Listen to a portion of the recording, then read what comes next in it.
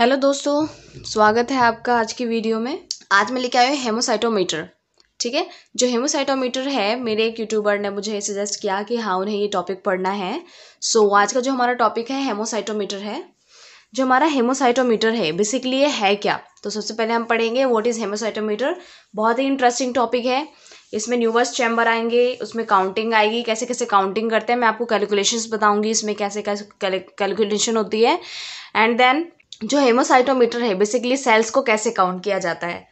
ठीक है, इसमें आपको न्यूबर्स चैम्बर भी बताया जाएगा, उनके जो जितने भी सेल्स होती हैं वो बताया जाएगा। ठीक है फ्रेंड्स, सो प्रिंसिपल भी बताऊंगी मैं इसमें आपको, इसके पर्पस भी बताऊंगी और इसका कैलकुलेशन भी आपको बताऊंगी। ठीक है, तो वीडियो को एंड तक देखिए और अच्छे से समझिए, क्योंकि वाइवा में ये क्वेश्चन और इंटरव्यू में ये क्वेश्चन बहुत पूछे जाते हैं। ठीक है, आपने डिफरेंशियल ल्यूकोसाइट काउंट तो पढ़ा होगा, आरबीसी डब्ल्यूबीसी काउंट पढ़ा होगा। तो काउंटिंग किस तरह से न्यूबर्स चैम्बर्स में किया जाता है मैं आज आपको वो बताने वाली हूँ हेमोसाइटोमीटर के अंदर। ठीक है फ्रेंड्स, सो देर न करते हुए हेमोसाइटोमीटर पढ़ते हैं। What is हेमोसाइटोमेट्री।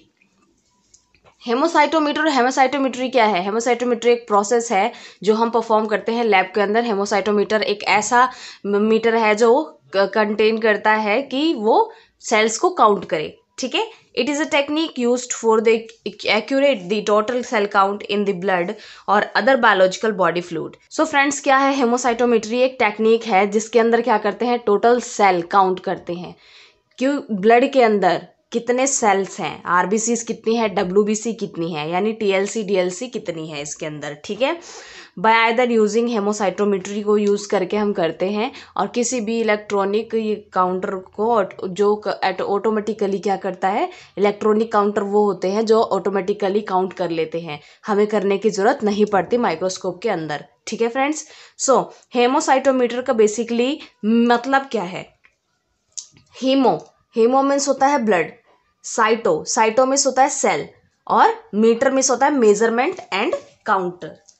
मेजरमेंट और काउंटर यानी सेल्स को मेजर करना, ब्लड सेल को मेजर करना, दैट इज कॉल्ड हेमोसाइटोमीटर। ठीक है friends, so thus it is an instrument use to count the blood, और ये एक इंस्ट्रूमेंट है जिससे हम क्या करते हैं, ब्लड काउंट करते हैं। Principle of cell counting. अब जो सेल काउंट कर रहे हैं बेसिकली वो किस प्रिंसिपल पे बेस्ड है, हम वो पढ़ने वाले हैं। Since the number of blood cells is very high, so it is difficult to count them even under microscope. अगर सेल्स के जो नंबर हैं काफ़ी ज़्यादा हाई हैं, यानी मिलियंस पहुंच गए, 2 मिलियंस पहुंच गए, उससे ज़्यादा हो गए, तो क्या होगा, माइक्रोस्कोप के अंदर उसे मेज़र करना मुश्किल हो जाएगा, काउंट करना मुश्किल हो जाएगा। अगर हम इतने ज़्यादा सेल्स को माइक्रोस्कोप में काउंट करेंगे तो हमें एक ही सैंपल में बहुत सारा टाइम लगने वाला है। ठीक है फ्रेंड्स, बहुत सारा टाइम लगने वाला है। This difficulty is particularly overcome by the diluting of the blood is known as degree with a suitable diluting fluid is then counting them. जब हम इसको ओवरकम करने के लिए क्या करते हैं, डायल्यूटिंग फ्लूइड का यूज़ करते हैं।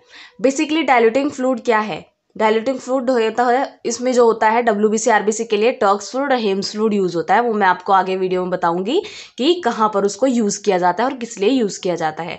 ठीक है फ्रेंड्स, सो अगर हम सेल्स को न्यूबर्स चैम्बर में देखते हैं, अगर हमने हेम्स फ्लूइड और टर्क्स फ्लूइड जो होता है, डायल्यूटिंग फ्लूइड जो होते हैं, अगर वो नहीं किया है तो हमें सेल्स को काउंट करना बहुत मुश्किल हो जाएगा, क्योंकि आरबीसी डब्ल्यूबीसी प्लेटलेट हीमोग्लोबिन हमें सब दिखाई देगा, उसके अंदर जितना भी सेल्स है वो सब दिखेगा, उनमें डिफरेंशिएट करना बहुत ही मुश्किल हो जाएगा। तो इसमें बहुत सारा टाइम लगेगा, बहुत सारा इसमें माइक्रोस्कोप के अंदर देखना बहुत मुश्किल हो जाता है, इसलिए हम डायल्यूटिंग फ्लूइड का यूज़ करते हैं। बेसिकली हमारा हेमोसाइटोमेट्री करने का पर्पस क्या है।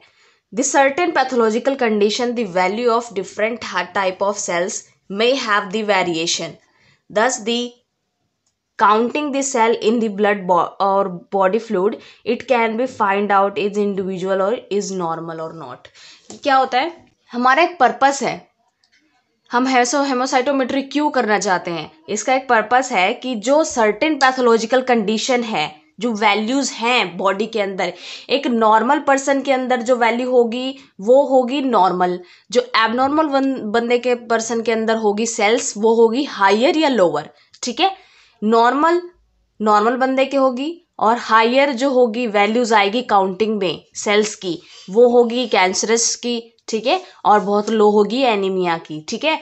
तो इस केस को डिफाइन करने के लिए हम हेमोसाइटोमेट्री टेक्निक का यूज करते हैं कि जो बॉडी के अंदर है कितने सेल्स प्रेजेंट हैं, अलग अलग सेल्स प्रेजेंट है, तब हम उसकी काउंटिंग करते हैं सेल्स की और फाइंड आउट करते हैं कि वो इंडिविजुअल है या नॉर्मल स्टेज पे पहुंच गई है, ठीक है। This cell count is done. Cell count कैसे डन, मतलब जब डन होता है तो किस कारण होता है, क्यों डन करते हैं हम, क्यों करते हैं cell count? To find out normal और abnormal count of the cells. जो फाइंड आउट करने के लिए कि नॉर्मल और एबनॉर्मल सेल्स को फाइंड करने के लिए हम क्या करते हैं, सेल काउंट करते हैं। To support and confirm clinical diagnosis of the patient. जो पेशेंट की क्लिनिकल कंडीशन है वो नॉर्मल है या एबनॉर्मल है उसका पता करने के लिए भी हम सेल काउंट करते हैं। To find out the response of the patient to the treatment. Okay, जो अगर पेशेंट की ट्रीटमेंट होनी होती है तो अगर उस कंडीशन में पेशेंट के अंदर सेल्स नहीं होंगी तो क्या होगा, उसका ट्रीटमेंट हो पाएगा नहीं, उसे और ब्लड सेल्स की जरूरत पड़ेगी।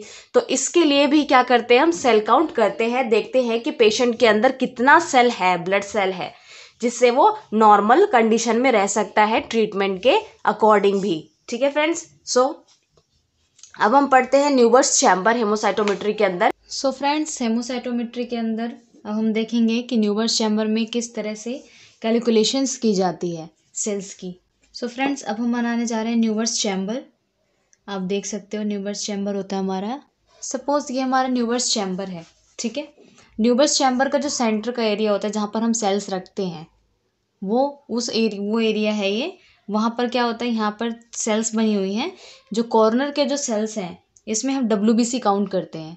जितने भी वाइट ब्लड सेल्स हैं इन 4 बॉक्सेस में काउंट किए जाते हैं, और जो हमारा रेड ब्लड सेल है वो सेंटर के एरिया में काउंट किया जाता है। सो जो हमारा ये एरिया है ये बेसिकली 4 पार्ट्स में डिवाइडेड है, 1 2 3 4, ठीक है, 1 2 3 4, ठीक है फ्रेंड्स। और ये सेंटर का जो होता है कितने पार्ट में डिवाइड होता है, 5 पार्ट में।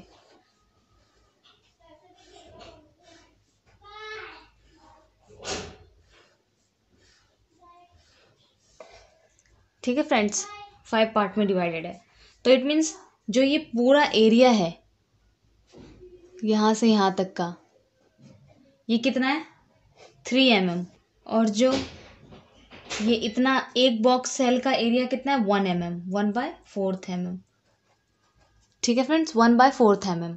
ये पूरा कितना हो गया, 1 mm का। तो इसका एक भाग कितना हो जाएगा, 1/4 mm। अब बारी आती है इस सेल्स की। इसमें 5 सेल्स हैं। अगर हम इस सेल्स को भी डिवाइड करें तो ये कितनी बनेगी,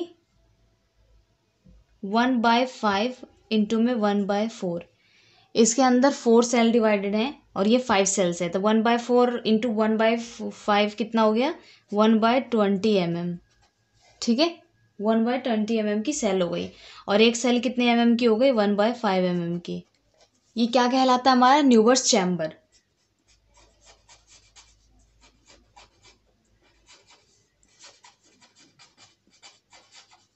न्यूबर्स चैम्बर, ठीक है फ्रेंड्स। काउंट, RBC काउंट से पहले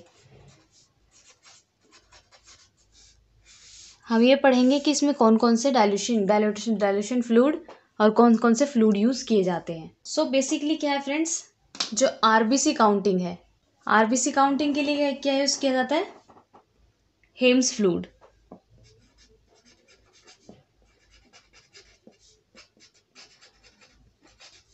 हेम्स फ्लूइड यूज करते हैं हम RBC काउंट के लिए, ठीक है।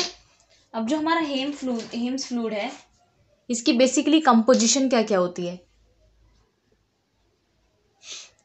इसमें हमारा होता है sodium sulphate, Na2SO4। Sodium sulphate क्या करता है, रूलेक्स फॉर्मेशन करता है, ठीक है। Second one is NaCl। So basically NaCl क्या करता है, आइसोटेनिसिटी का काम करता है। मरकरी क्लोराइड क्या है, HgCl।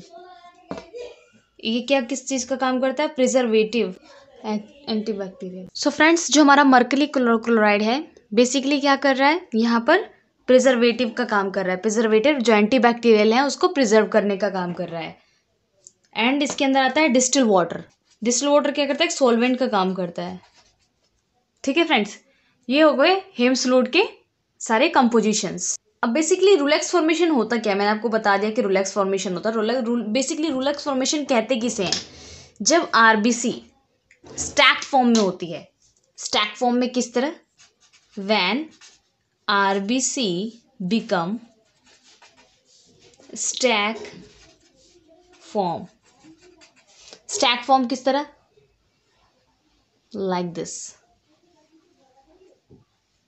जब एक आरबीसी एक दूसरे के ऊपर ऐसे स्टैक फॉर्म में बन जाती है, that is called rouleaux formation.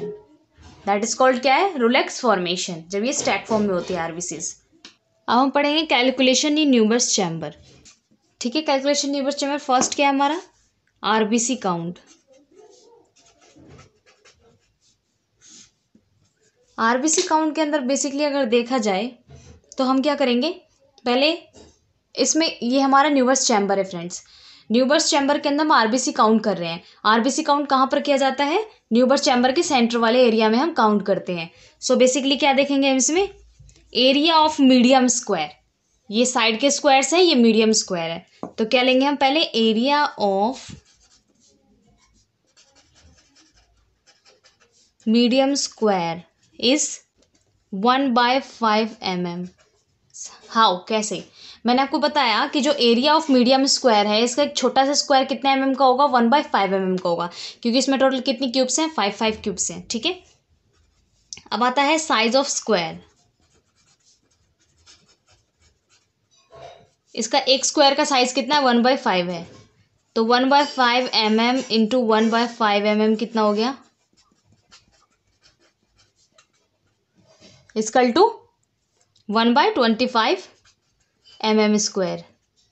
ठीक है फ्रेंड्स, अब आता है हमारा volume of 5 medium size square. अब यहाँ पर तो हमने एक स्क्वायर का वॉल्यूम निकाल लिया, एक स्क्वायर का क्या हमने एरिया निकाल लिया। अब हम निकालेंगे कि पूरा जो मीडियम स्क्वायर है, पूरे मीडियम स्क्वायर का हम वॉल्यूम निकालेंगे। तो volume of 5 medium size square कितना हो जाएगा, 1/10 into 5 into 1/25 mm square. Friends, यहाँ पर जो 1/10 लिया है हमने, ये है डेप्थ। 1/10 क्या है हमारा, डेप्थ है। ठीक है, अगर हम कैलकुलेशन करेंगे, 5 मीडियम स्क्वायर है हमारा, 1/10 डेप्थ है, और ये 1/25 हमारा क्या है, साइज स्क्वायर है, और area of medium size square है। ठीक, तो 5 दूनी 10, 25 दूनी 50, 1/50 mm क्यूब।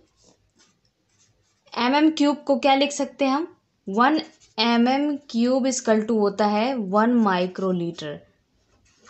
तो 1/50 mm क्यूब कितना होगा, 1/50 माइक्रोलीटर। ठीक है फ्रेंड्स, अब हमें नहीं पता कि 1 माइक्रोलीटर में कितने आरबीसीज हैं, यानी 1/50 mm क्यूब में कितनी आरबीसीज प्रेजेंट है, नंबर ऑफ आरबीसीज कितनी है। तो लेट एन क्या है, नंबर ऑफ आरबीसी है इन 1 माइक्रोलीटर। ठीक है, तो यहाँ पर लेंगे 1/50 माइक्रोलीटर, हमने कन्वर्ट कर दिया mm क्यूब को किस में, माइक्रोलीटर में। ठीक है, तो अगर इधर लेके आएंगे तो n क्या है हमारा, नंबर ऑफ आरबीसी है, मल्टीप्लाई में 50 क्या है हमारा, ये जो volume of 5 medium size square है इसका वॉल्यूम है, एंड 200 क्या है हमारा, डाइल्यूशन फैक्टर है। मैं आपको बताऊंगी कि डाइल्यूशन फैक्टर कैसे निकालना है, पहले आप आरबीसी काउंट देख लीजिए। डाइल्यूशन फैक्टर हो गया हमारा 200। सो इसको कैलकुलेट करने के बाद कितना आएगा, n इंटू 10,000। ये हमारा आ गया number of RBC count. So friends, जो नंबर ऑफ आरबीसीज काउंट है बेसिकली अगर 3 to 4 million in 1 microlitre blood count में आता है। सपोज कीजिए आपने एक एरिया देख लिया, उस 10 एरिया में आपने जितने आरबीसीज काउंट किए उससे क्या करेंगे आप 10,000 से मल्टीप्लाई कर देंगे, उतना ही आरबीसी काउंट आएगा। ठीक है फ्रेंड्स, ये हो गया हमारा आरबीसी काउंट। अभी जो मैंने आपको बताया डायल्यूशन जो फैक्टर है हमारा, बेसिकली मैंने आरबीसी काउंट में कितना डायल्यूशन फैक्टर लिया, 200। ठीक है, तो मैं आपको बताती हूँ कि बेसिकली डायल्यूशन फैक्टर होता क्या है।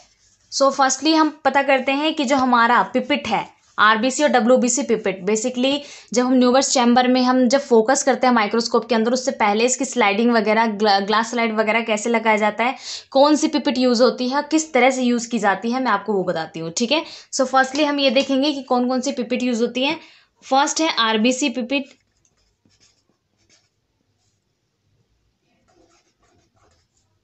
Second one is WBC pipette. ठीक है, डब्ल्यूबीसी पिपिट। जो हमारा आरबीसी पिपिट होता है कुछ इस तरह से होता है,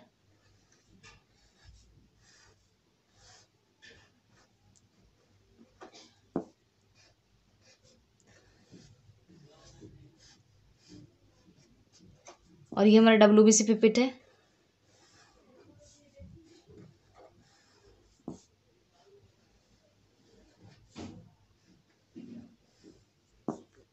यहाँ पे मार्किंग होती है, यहाँ पे 101, यहाँ पे 11 मार्किंग होती है।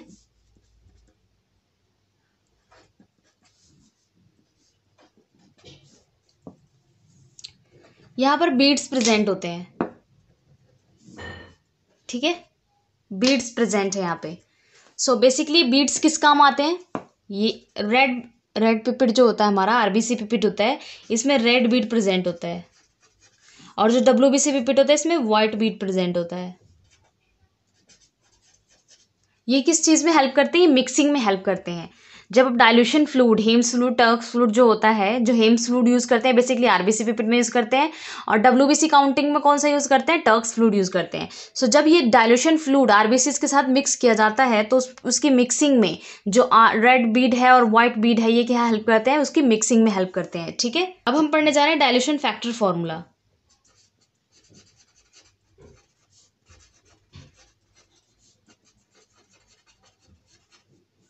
ऑफ आरबीसी, और ये है dilution factor formula of WBC.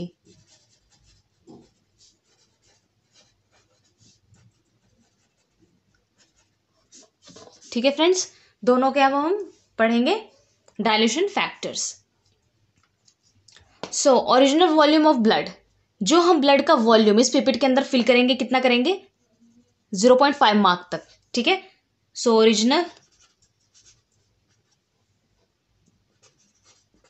Volume of blood equal to 0.5,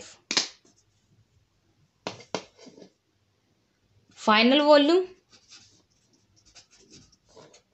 100 कैसे हुआ फ्रेंड्स, जो ये 101 है और ये 1 है, इनको 101 में से 1 माइनस किया तो कितना बचा, 100, यानी 0.5 ml, 0.5 मार्क तक हम ब्लड फिल करेंगे, 1 मार्क तक हम फिल करेंगे, उसमें डाइल्यूशन फ्लूइड जो होगा हमारा हेम्स फ्लूइड, दोनों को मिक्स करेंगे तो ये 101 में से 1 माइनस कर देंगे तो ये क्या बचेगा, 100 बचेगा। ठीक है, अब डाइल्यूशन फैक्टर क्या है, डीएफ लिखते हैं हम डाइल्यूशन फैक्टर को शॉर्ट फॉर्म में, फाइनल वॉल्यूम अपॉन में ओरिजिनल वॉल्यूम। ठीक है, फाइनल वॉल्यूम अपॉन में ओरिजिनल वॉल्यूम कितना हो गया, 100 अपॉन में 0.5, पॉइंट ऊपर आएगा तो कितना होगा, 1000 अपॉन में 5 इक्वल टू कितना हो गया, 5 दूनी 10, 200। तो हमारा डाइल्यूशन फैक्टर कितना आया, 200। ठीक है, हमारा डाइल्यूशन फैक्टर कितना आया आरबीसी का, 200। इसी तरह से हम इसका करेंगे, ओरिजिनल वॉल्यूम कितना हो गया इसका, 0.5 हो गया, एंड फाइनल वॉल्यूम 11 में से 1 माइनस करेंगे तो 10। ठीक है फ्रेंड्स, तो इसका कितना है, 10। डाइल्यूशन फैक्टर कितना हो गया, फाइनल वॉल्यूम इसका कितना है, 10, फाइनल वॉल्यूम अपॉन में 0.5, 0.5 अगर हटाएंगे तो ऊपर 0 लगेगा तो 100 अपॉन में 5 कितना आ गया, 20 इसका क्या हो गया, डाइल्यूशन फैक्टर हो गया। सो आरबीसी का डाइल्यूशन फैक्टर 200 है, डब्ल्यूबीसी का डाइल्यूशन फैक्टर कितना, 20 है। ठीक है फ्रेंड्स, यही डाइल्यूशन फैक्टर हम यूज करते हैं जब हम आरबीसी काउंटिंग करते हैं न्यूवर्स चैम्बर के अंदर, या डब्ल्यूबीसी काउंटिंग करते हैं न्यूवर्स चैम्बर के अंदर। फ्रेंड्स, अब हम पढ़ने जा रहे हैं second one is WBC count. अभी पहले हमने पढ़ा आरबीसी काउंट, अब हम पढ़ेंगे डब्ल्यूबीसी काउंट। सो डब्ल्यूबीसी काउंट कहाँ कहाँ करते हैं हम? जो 4 स्क्वायर्स है, साइड स्क्वायर्स, इनमें हम क्या करते हैं? डब्ल्यूबीसी काउंट करते हैं। सो फर्स्टली क्या है इसमें? Area of corner square, area of corner square कितना हो गया? 1 mm into 1 mm। Area of corner square, size of corner square, area of corner square कितना है? एक स्क्वायर कितना mm का है? 1 mm का है। तो एरिया ऑफ कॉर्नर स्क्वायर कितना mm का हो गया? 1 mm का। तो ये कितना हो गया? 1 mm स्क्वायर। ठीक है फ्रेंड्स, 1 mm स्क्वायर हो गया। अब हम पढ़ेंगे volume of square. Volume of square, volume of square कितना हो गया? टोटल कितने स्क्वायर है? 4। 4 इंटू, इसमें डेप्थ लेंगे 1/10 mm इंटू 1 mm क्यूब, जो हमारा एरिया ऑफ कॉर्नर स्क्वायर है। डेप्थ लिया हमने 1/10। ठीक है, तो ये टोटल कितना हो गया यहाँ पे? 4/10 mm क्यूब। क्यूब को हम क्या लिखते हैं? माइक्रोलीटर भी लिखते हैं। ठीक है फ्रेंड्स, अब हमें नहीं पता कि 1 माइक्रोलीटर में कितने आरबीसीज प्रेजेंट है। नंबर ऑफ डब्ल्यूबीसीज, कितने नंबर ऑफ डब्ल्यूबीसीज प्रेजेंट है। सो लेट किया हमने, लेट एक्स क्या है? Number of WBC. एक्स क्या है? Number of WBC in 1 microlitre blood. Okay, so 4.10 mm क्या था हमारा? mm क्यूब या माइक्रोलीटर लिख लो, कुछ भी लिख लो। एक्स क्या है हमारा? Number of WBC into 10/4। इधर जब इस इधर आकर क्या हो जाएगा? ये एक्सचेंज हो जाएगा, 10/4 बन जाएगा। ठीक है, इंटू में 20 हमने क्यों लिया फ्रेंड्स? ये 20 क्यों लिया? अभी मैंने आपको बताया कि जब डब्ल्यूबीसी है उसका डायलेशन फैक्टर क्या है? 20 है, तो उसका डायलेशन फैक्टर क्या लिया हमने? 20 लिया। और आरबीसी काउंट में क्या लिया था हमने? 200 लिया था। ठीक है, सो एक्स हमने क्या है? नंबर ऑफ डब्ल्यूबीसी है, तो एक्स इंटू में 10/4 और ये 20 कट गया, 4 पंजे 20, 10 पच्चे 50, ये आ गया हमारा x इंटू 50। यानी जितना नंबर ऑफ डब्ल्यूबीसी आएगा हमारा, उसको मल्टीप्लाई कर देंगे 50 से, तो क्या आ जाएगा हमारा? Total number of WBC. ठीक है friends, total number of WBC हमारा आ जाएगा।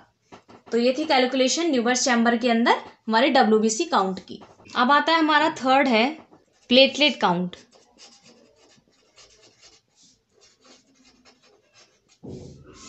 Platelet count, platelet count basically जो पिपिड यूज होता है फ्रेंड्स, इसके लिए हम आरबीसी पिपिड यूज करते हैं। प्लेटलेट काउंट के लिए क्या है? हमारा आरबीसी पिपिड यूज होता है, जो हमारा सेंट्रल सेल है। ठीक है, सो इसके अंदर भी हम क्या लेंगे? Area of medium square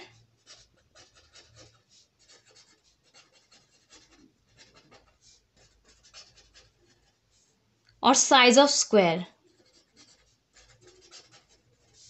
area of medium square कितना हो गया? 1, पूरा एरिया 1 mm। ठीक है, साइज ऑफ स्क्वायर कितना हो जाएगा? 1 mm into 1 mm equal to 1 mm square. अब वॉल्यूम ऑफ फ्लूइड,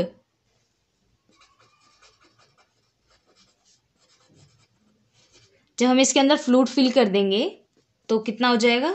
डेप्थ हमारा कितना हो जाएगा? 1/10 इंटू 1 mm स्क्वायर।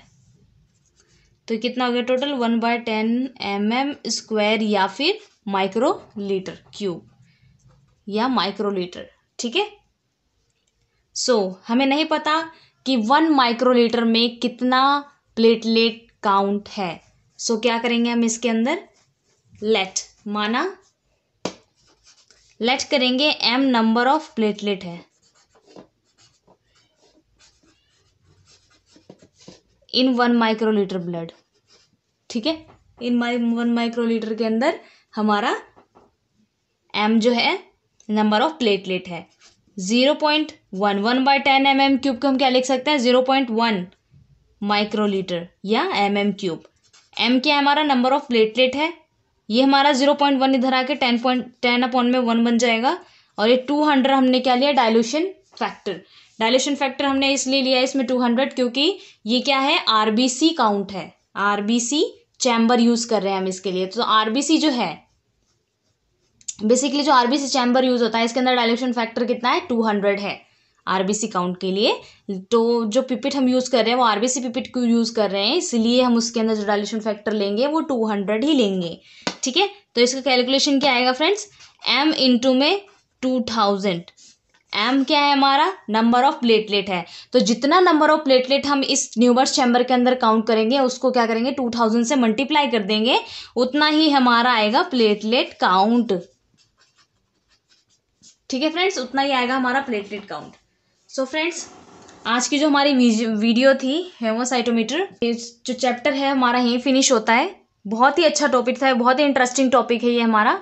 इसके अंदर आपको बहुत कुछ सीखने को है, आपको कैलकुलेशन सीखनी है, आपको न्यूबर्स चैम्बर पे काउंटिंग सीखनी है, आपको प्रैक्टिकली प्रैक्टिस करके देखना है कि न्यूबर्स चैम्बर कैसा होता है, कैसा दिखता है। तो फ्रेंड्स, वीडियो को एंड तक ज़रूर देखना है, लाइक शेयर सब्सक्राइब ज़रूर करना है और कोशिश कीजिए कि ज़्यादा से ज़्यादा इसे शेयर कीजिए, लाइक कीजिए, सब्सक्राइब तो आपको करना ही है। और हाँ, ज़्यादा से ज़्यादा क्या करिए, अपने फ्रेंड्स को शेयर कीजिए, क्योंकि जो है न्यूबर्स चैम्बर का जो सिस्टम है उसको समझना बहुत मुश्किल है। जो कॉर्नर की साइड्स हैं बेसिकली वो डब्ल्यूबीसी काउंट के लिए यूज़ होती है, सेंटर का आरबीसी के लिए, प्लेटलेट के लिए यूज़ होता है। ये आपको समझना बहुत ज़रूरी है, कौन से फ्लूइड किस चीज़ में यूज़ होता है, उसका डाइल्यूशन फैक्टर क्या है, उसको डेप्थ ले रहे हैं हम, किस तरह से ले रहे हैं, उसकी कैलकुलेशन किस तरह से की जाती है, वाइवा के अंदर और इंटरव्यूज़ के अंदर पूछे जाते हैं। सो आपको पता होना चाहिए कि आरबीसी जो पिपिट है, डब्ल्यूबीसी पिपिट है, कौन कौन से उसके अंदर रेड बीड या वाइट बीड कौन सा फंक्शन परफॉर्म करते हैं उसके अंदर। जो डाइल्यूशन फैक्टर उसके अंदर बेसिकली हम करते क्या है, फैक्टर हम 220 ले रहे हैं, ये सब आपको पता होना चाहिए। रुलेक्स फॉर्मेशन क्या होता है, रुलेक्स फॉर्मेशन जो आरबीसी स्टैक फॉर्म में होती है, सब आपको पता होना चाहिए। बेसिकली ये पूछा जाता है वाइवा के अंदर। बहुत ही इंटरेस्टिंग टॉपिक है, बहुत ही इंपॉर्टेंट टॉपिक है। अगर आपको इसमें कुछ भी डाउट हो तो आप कमेंट बॉक्स में मुझसे क्वेश्चंस पूछ सकते हैं, मैं आपको बता दूंगी। हेमोसाइटोमेट्री जो है ये प्रैक्टिकली भी अगर आप करके देखना चाहें तो बहुत ही इंपॉर्टेंट है ये। सो फ्रेंड्स, आज की जो हमारी वीडियो है हेमोसाइटोमेट्री यहीं पे फिनिश होता है। अगर आपको कुछ भी डाउट हो तो आप कमेंट करके पूछ सकते हैं। इसके नोट्स आपको हमारे टेलीग्राम ग्रुप पे मिल जाएगा। अगर अभी तक आपने टेलीग्राम ग्रुप नहीं ज्वाइन किया है तो प्लीज़ आप कर लीजिए। ओके, थैंक यू फ्रेंड्स, मिलते हैं नेक्स्ट वीडियो में।